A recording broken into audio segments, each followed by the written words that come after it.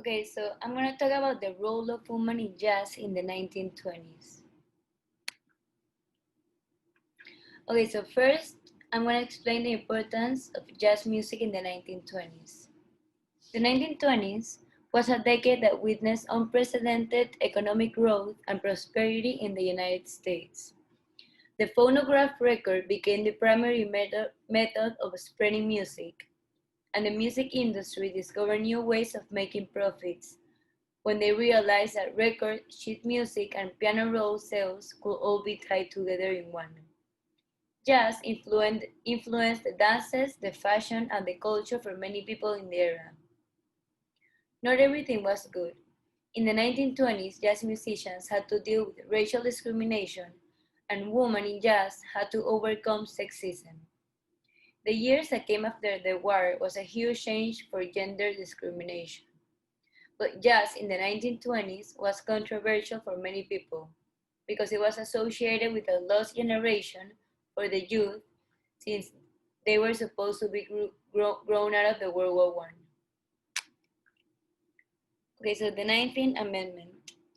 The 1920s was a period for ratification of the 19th Amendment, and it was a huge turning point for American women in history. What this amendment did was that it declared that the right to vote could not be denied due to sexism, which provided an opportunity and motivation for many young women to go beyond the tradition that society had imposed on them. The Women's Liberation Movement. The Women's Liberation Movement was a political alignment of women and feminist intellectualism. Jazz was an important part of the women's liberation movement since it provided females an outlet for rebellion. Dance halls and jazz clubs were places where they would go to escape from the roles that society had imposed on them. The older generations disagreed with this type of music, which enhanced the feelings of younger women and even men to rebel against their parents. Okay, so this era included the flappers. The flappers were women in the 1920s who thought that being judged by their genre was ridiculous, and they proved this point by doing the same things that men did. These women started to wear skirts that were only a little bit up to their knees. They cutted their hair above their ears, they smoked cigarettes, they drank plenty of alcohol, and they danced in jazz clubs that were surrounded by men. Flappers influenced young girls to rebel against the social norms and even against their parents. During the Jazz Age, one of the most popular pastimes that flappers enjoyed was dancing. The type of dances they did include Charleston, Black Bottom, and Shimmy. They were considered wild by older generations, but with the time, even jazz clubs started to hire these flappers in order to attract younger women as their public. Okay, so now I'm going to show you a clip of the flappers and some of the dances that I just mentioned before.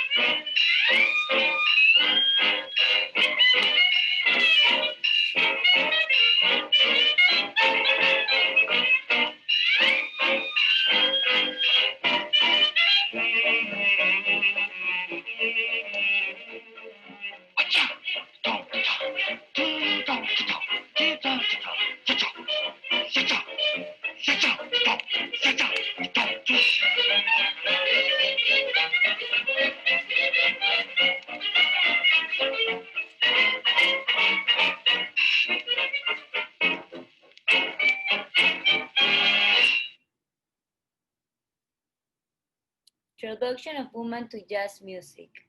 Some of the first female figures in jazz music only played the piano, since that was the instrument that was only accepted for them to play.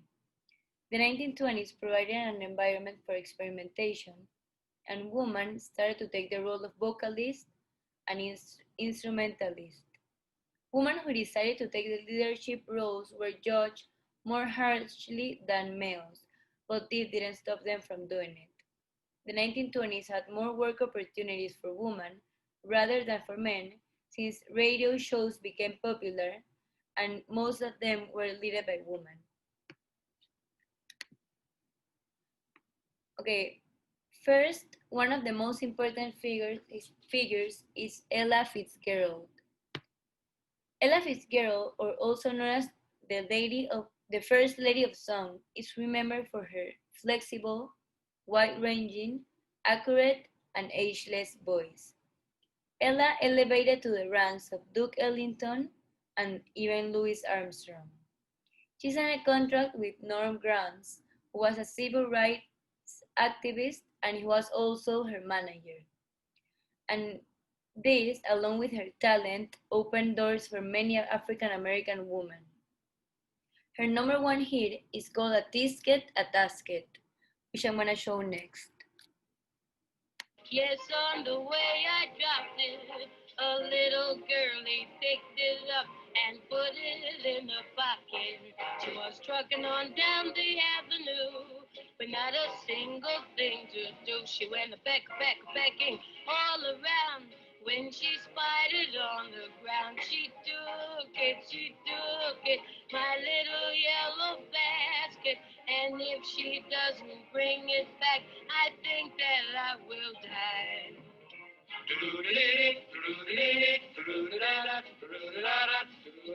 Oh gee, I wonder where my basket can be. Sail away, sail away, sail away, sail away, sail away. Oh dear, I wish that little girl I could see. Sail away, sail away, sail away, sail away, sail away. Oh, why was I so careless with that basket of mine? That itty bitty basket was the joy of mine.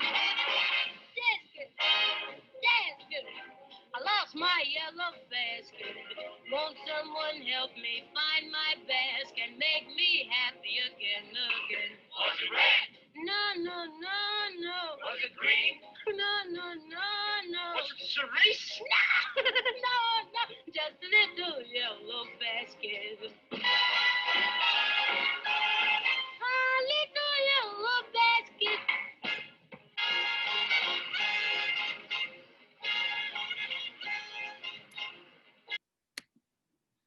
Okay, so the next important figure was Billie Holiday. Billie Holiday was also known as the Lady Day. She was well known for her vocal talent and her improvisation skills, which inspired future woman musicians since she wasn't afraid of being unique. She became famous after she recorded Strange Fruit, which was a 1939 protest song about lynching African American women.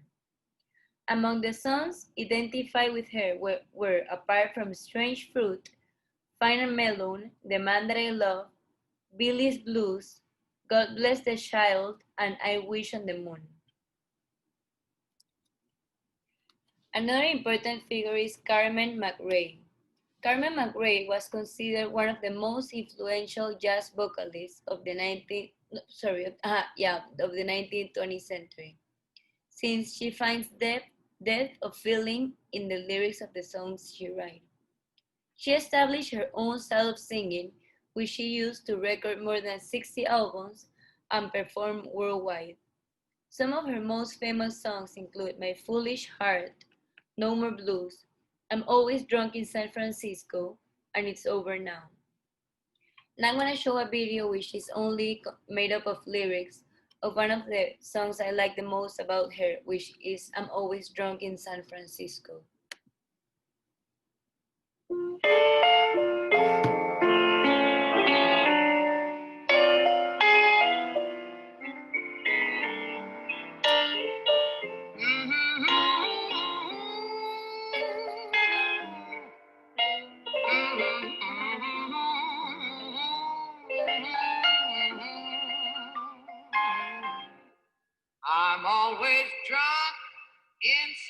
Francisco.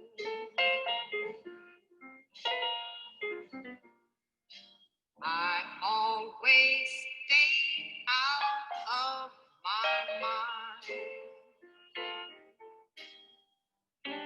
But if you've been to San Francisco, they say that things like this go on all the time.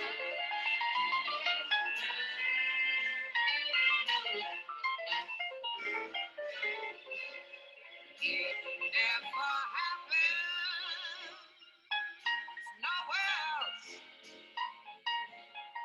Maybe it's the air. Can't really seem to help myself. And what's more, I don't care. I'm always drunk in San Francisco. I'm never feeling any pain. But tell me, why does San Francisco, just like a lover's kiss, go straight to my brain?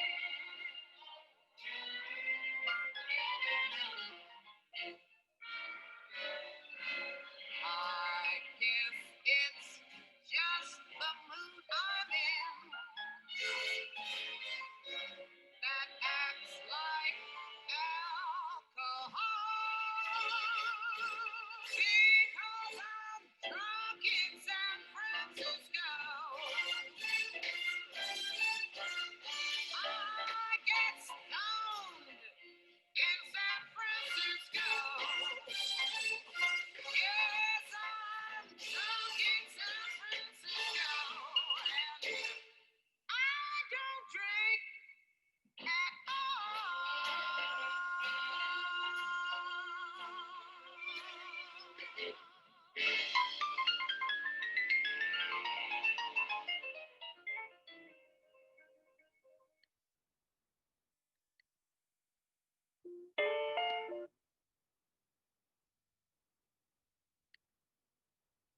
Okay, so I know another important figure in history is Mary Lou Williams. Mary Lou Williams stand out from the rest because she wasn't a vocalist, she was a jazz pianist. Mary Lou Williams traveled seemingly across every style of jazz during her lifetime. She didn't stick to only one type of jazz. She wrote and arranged for Duke Ellington and Benny Goodman, and she was a mentor and a teacher to Thelonious Monk, Charlie Parker, Miles Davis, Tad Dameron, Bud Powell, and Dizzy Gillespie. Okay, so conclusion. During the 1920s, girls grew brazen and flamboyant with a project of liberation that foreshadowed our consumerist society. Towards the end of the decade, some feminists will argue that women's greatest achievement in the 1920s was learning to value their individuality, and jazz music was an important part of this whole liberation movement. Thank you.